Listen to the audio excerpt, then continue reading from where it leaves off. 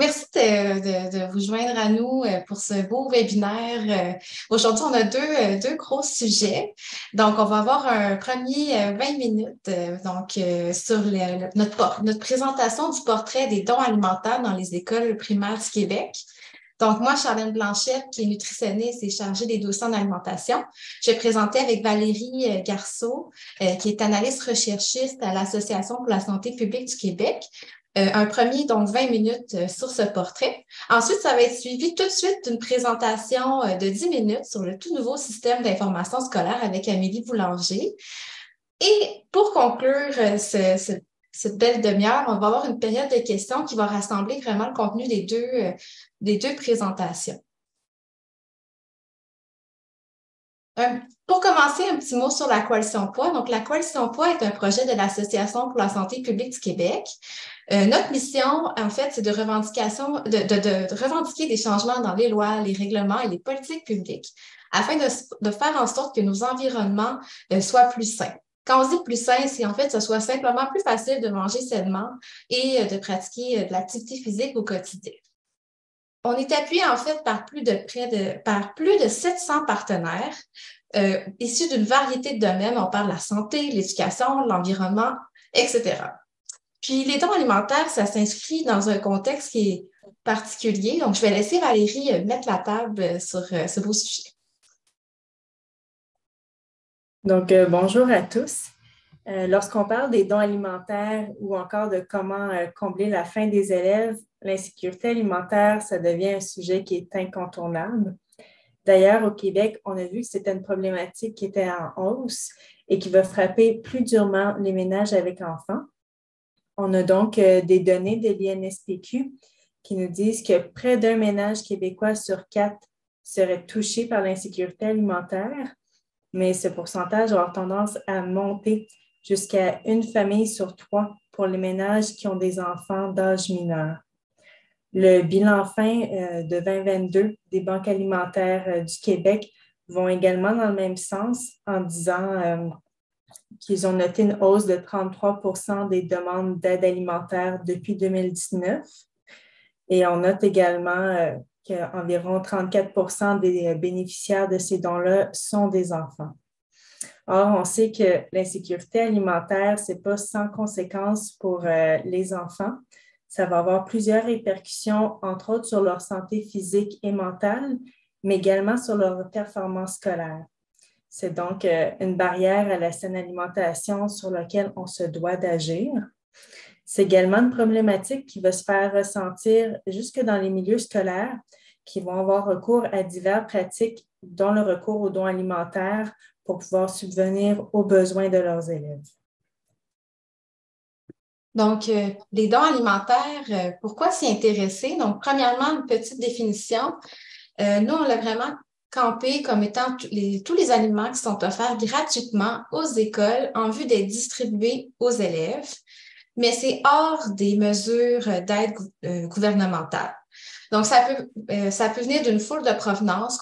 On pense par exemple aux banques alimentaires, aux organismes sans but lucratif, aux organismes communautaires, donc différents projets, programmes qui débarquent dans les écoles, d'entreprises alimentaires, de restaurants, etc. Puis on s'est demandé, en fait, on s'est questionné à savoir est-ce que ces dons alimentaires-là sont de bonne qualité nutritive, puisque même si ça provient de dons, c'est pas sans conséquence sur la santé physique, mentale des jeunes. Donc, vraiment, la question de base qui a été au cœur des travaux qui ont été réalisés, c'est les dons sont-ils compatibles avec la politique cadre et le guide alimentaire canadien? Ces travaux-là s'insèrent aussi en pleine complémentarité. En ce moment, il y a des travaux qui étudient la mise en place d'un futur programme d'alimentation scolaire universelle. Puis, donc, ça s'inscrit en pleine complémentarité. Ça va permettre peut-être aussi de clarifier quelle place pourraient avoir les dons. Puis, ça nous permet aussi d'avoir une photo qui a été réalisée à l'automne de c'est quoi l'état de situation sur le terrain. Un autre fait intéressant à avoir en tête, c'est le fait que 2 Québécois sur 5, selon un sondage léger qu'on a réalisé avant nos travaux, sont d'avis qu'il faut obliger les écoles à refuser les dons alimentaires remis aux enfants qui ne sont pas sains. Donc, on a une certaine idée un peu du pouls de la population par rapport aux dons alimentaires. Donc, en lien avec ce que Charlène vous a dit, à l'automne 2022, j'ai effectué mon dernier projet de stage au sein de la Coalition Emploi qui visait justement à effectuer un portrait des dons alimentaires dans les écoles primaires du Québec. C'est un projet de maîtrise qui s'inscrit, entre autres, dans les travaux de la Coalition Emploi en matière de saine alimentation scolaire.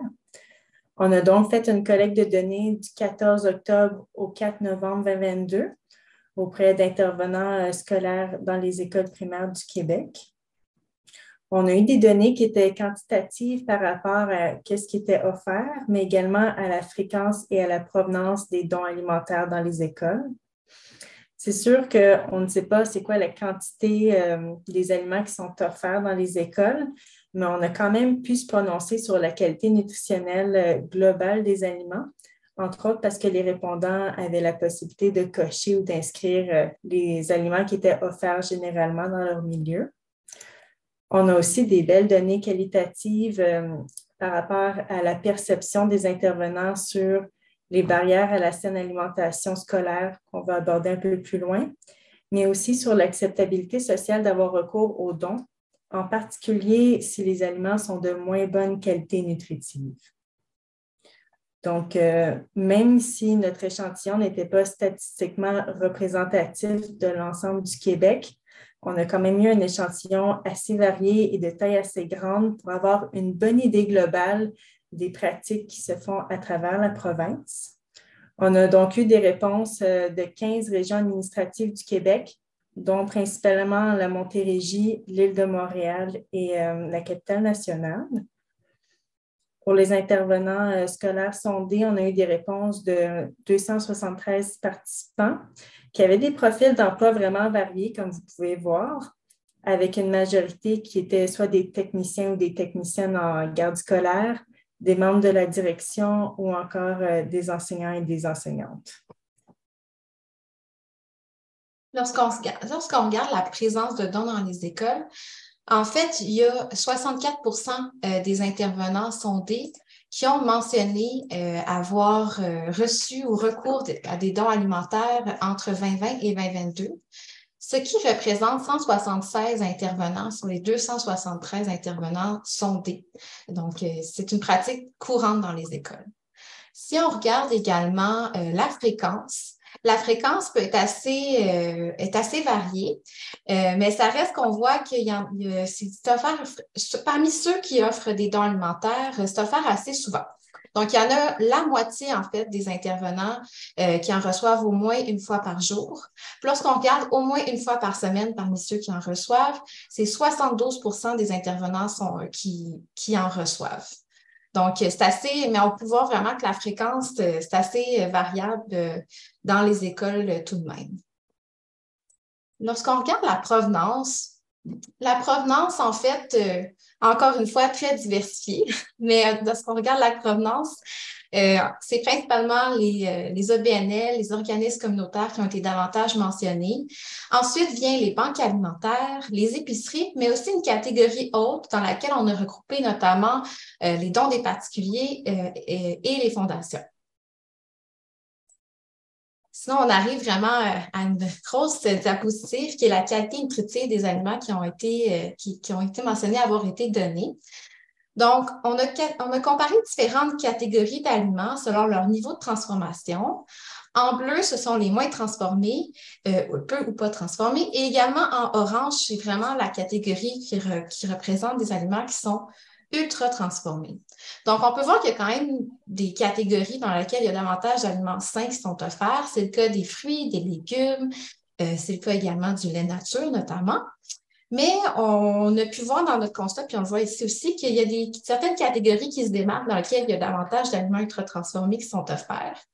Ce qui est intéressant aussi de voir, c'est qu'il y a des boissons sucrées qui sont offertes, on ne le voit pas à l'écran, mais également des laits aromatisés chocolatés, par exemple, donc le fameux lait au chocolat, qui sont des boissons, en fait, qui sont à limiter selon le guide alimentaire canadien. Donc, ils sont offerts qui sont mentionnés alors que ça, c'est contraire aux recommandations. Sinon, dans les catégories qui peuvent se démarquer, il y a également tout ce qui est yogourt. On remarque vraiment que c'est les yogourts aromatisés, sucrés qui sont davantage offerts comparativement à la version nature. Aussi, dans les catégories qui se démarquent, il y a le fait que des produits raffinés comme le pain blanc, produits céréaliers raffinés comme le pain blanc, le riz blanc, ou des produits à base de céréales comme les galettes et les biscuits et les pâtisseries, lorsqu'on les compare à l'offre de produits céréaliers à grains entiers, on remarque qu'il y a beaucoup plus d'aliments qui appartiennent à la catégorie raffinés, desserts et pâtisseries. Donc, ce qui est en fait contraire aux orientations de la politique cadre pour un virage santé à l'école. Là où le bas blesse le plus, c'est au niveau des collations. Donc, au niveau des collations, il y a 132 intervenants sur les 176 qui ont mentionné avoir donné des collations emballées du commerce. Ce qui est intéressant dans les collations, c'est qu'il y en a quand même beaucoup. J'aimerais porter attention le fait que c'est surtout des aliments qui sont ultra transformés, riches en sucre. C'est le cas notamment des barres tendres, des biscuits, tout ce qui est les yogourts aromatisés, comme j'en ai parlé, les collations glacées comme la crème glacée. Donc, des aliments qui sont très sucrés et très peu soutenants en tant que tels. En plus de se pencher sur ce qu'on offre, on s'est demandé, est-ce que ça répond à un besoin? Puis, comment c'est perçu par les intervenants? Donc, pour répondre un peu à la question de Charlène, on s'est penché sur l'acceptabilité sociale d'avoir recours aux dons alimentaires dans notre sondage. Et on a vu que plus de la moitié des répondants ont affirmé que les dons alimentaires, c'était indispensable pour leur école. On leur a également posé des questions quant à l'acceptabilité sociale d'offrir des dons alimentaires de faible qualité nutritive. Donc, vous pouvez voir en bleu foncé, 74 des répondants ont affirmé que les aliments de faible qualité nutritionnelle devraient être acceptés, mais dans des contextes particuliers, comme par exemple lorsqu'un enfant n'a pas de collation ou de repas. En orange, on voit que 17 % ont affirmé que les aliments de faible qualité devraient être toujours refusés, contre un 9 % en jaune qui, au contraire, pensent qu'ils devraient être toujours acceptés. Donc, on peut constater que les intervenants sondés trouvent que les dons sont importants et aussi qu'ils se soucient de la qualité de ce qui est donné, mais peut-être dans une moindre mesure si c'est pour répondre à un besoin immédiat ou si c'est donné de façon occasionnelle, comme par exemple lors des fêtes. On a également exploré les barrières à la saine alimentation en demandant quelles sont les raisons qui, selon vous, pourraient pousser les écoles à offrir des aliments de moins bonne qualité nutritive. Donc, les éléments qui ont été le plus ressortis, c'est celles que vous voyez en bas. Donc, le fait que les aliments sont facilement entreposables, c'est-à-dire que, par exemple, ils n'ont pas besoin d'être réfrigérés. Le fait que les aliments sont ont peu ou pas besoin d'être préparés. Il y a également le manque de personnel pour préparer les aliments qui était un obstacle qui était récurrent. Donc, c'est des raisons qui peuvent expliquer pourquoi certaines écoles mentionnent offrir des produits qui sont un petit peu plus ultra transformés, parce que souvent, ces produits vont être pré-emballés individuellement ou encore prêts à manger.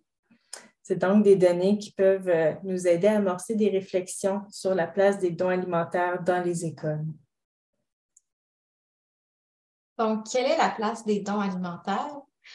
Donc, nos données nous montrent en fait que oui, c'est une mesure appréciée, c'est une mesure qui est aidante actuellement, mais c'est une mesure qui est insuffisante parce que ça ne permet pas d'assurer un accès équitable à une saine alimentation.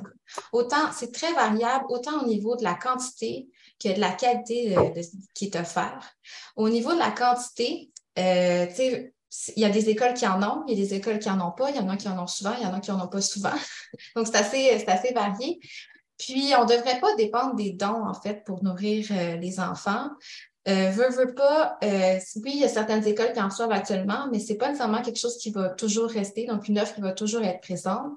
Puis les enfants devraient avoir vraiment un accès assuré et régulier à une alimentation qui est saine. qui est saine. Au niveau de la qualité, on l'a vu, il y a quand même plusieurs aliments ultra transformés, des aliments sucrés qui sont donnés. Puis ça, c'est pas sans conséquence, surtout quand ils sont offerts fréquemment. Puis, il faut en fait miser sur une offre alimentaire saine parce que tous les enfants du Québec méritent d'avoir une chance égale de bien se nourrir, surtout lorsqu'on tente de répondre aux besoins des élèves qui sont en situation précaire. Lorsque je parle de précaire aussi, d'enfants en situation précaire, on peut aussi se demander, est-ce qu'on risque d'accroître les inégalités sociales de santé en offrant des aliments de faible qualité nutritive? Ce que j'entends par là, c'est qu'en voulant bien faire, on peut offrir des dons de faible qualité nutritive, mais en fait, ces enfants-là qui sont défavorisés sont davantage déjà à risque de consommer plus d'aliments ultra transformés. Donc, ils en consomment davantage, sont davantage à risque aussi de développer des maladies chroniques. Donc, en offrant ce type d'aliments-là, qui contribuent au développement de ces maladies-là, ben, ça risque peut-être plus de faire du tort. On le sait que on se voit pas dans les yeux, on sait que ça répond à un besoin immédiat. Si les enfants ont faim, c'est important de les nourrir. Mais, tu sais, ça ne s'annonce pas comme les données de Valérie a mentionné par rapport à l'insécurité alimentaire. Ça semble être quelque chose qui est assez présent et qui est pas prêt de partir, donc ce besoin-là. Donc, il faut réfléchir à quelque chose un peu plus périn, un peu plus encadré pour nourrir et assurer vraiment un accès à des aliments de qualité pour tous les enfants. On peut aussi peut-être juste reculer de la diapo. Il y a juste un petit élément que je voulais dire.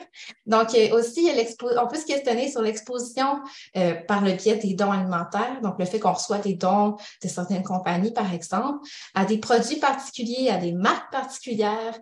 Donc, déjà, dès l'enfance, on contribue à créer un lien affectif à l'égard de ces produits et marques-là qui pourrait perdurer avec l'âge. Puis aussi, ça peut contribuer à renforcer les habitudes alimentaires envers certains produits. Juste pour donner un exemple, le fait d'accompagner son repas avec un jus d'orange, ça peut être quelque chose que c'est pas une habitude alimentaire qui est nécessaire, c'est une habitude en fait qui est plutôt à limiter. Puis, alors, le fait à chaque matin ou à chaque dîner d'avoir du jus d'orange, ben ça pourrait perdurer à l'âge adulte. Donc, ces réflexions nous amènent à nos recommandations par rapport aux dons alimentaires. Donc, au niveau des recommandations, on en a 3. Donc, la première, c'est vraiment de mieux encadrer de manière générale toute initiative qui vise à soutenir la saine alimentation en milieu scolaire, donc à offrir des aliments, afin que vraiment l'aide alimentaire soit de bonne qualité et contribue à la santé et au bien-être des élèves. Comment on peut s'y prendre pour mieux encadrer? On le sait actuellement, la politique cadre est en cours de mise à jour. Donc, c'est sûr que la mise à jour devrait comprendre en fait les nouvelles recommandations du guide alimentaire canadien. Mais en plus de la mise à jour, ce qui arrive, c'est que cette politique-là, elle n'a pas nécessairement, c'est comme un filet de sécurité, puis elle n'a pas nécessairement de pouvoir. Donc, elle n'est pas obligatoire son application. C'est pourquoi on propose de l'enchasser, en fait, la politique cadre dans la loi sur l'instruction publique pour vraiment s'assurer que c'est appliqué de manière égale dans toutes les écoles, parce qu'on l'a vu avec la politique de 2007, que c'était appliqué de manière incertaine dans les écoles, inégale, puis qu'il n'y avait pas nécessairement le soutien ou l'accompagnement pour atteindre les orientations. Notre deuxième recommandation, ça va un peu plus dans le sens de bonifier l'aide alimentaire gouvernementale en instaurant notamment un programme universel de saine alimentation scolaire, que ce soit en donnant des repas ou des collations gratuitement pour tous les élèves. Donc, mais qui ne dépend pas nécessairement des dons alimentaires. Donc, je te laisse poursuivre, Valérie. Pour notre troisième et dernière recommandation, ce sera en fait de réduire les barrières à la saine alimentation scolaire en finançant et en soutenant suffisamment nos écoles. Ça implique, entre autres, de tenir compte des besoins matériels et en personnel pour préparer et servir les aliments sains, et ça, dans le cadre des financements qui sont accordés pour l'alimentation scolaire. Il faudrait également prévoir des normes d'aménagement favorables à la saine alimentation qui vont inclure, oui, des aires de repas qui sont conviviales et propices au calme, mais aussi des espaces qui sont réservés pour entreposer et cuisiner les aliments qui vont être servis aux enfants. Donc, la dernière recommandation, elle vient également appuyer la nécessité que les interventions pour atteindre les objectifs de la politique cadre doivent être suffisamment subventionnés. C'est ce qui conclut notre portrait des dons alimentaires.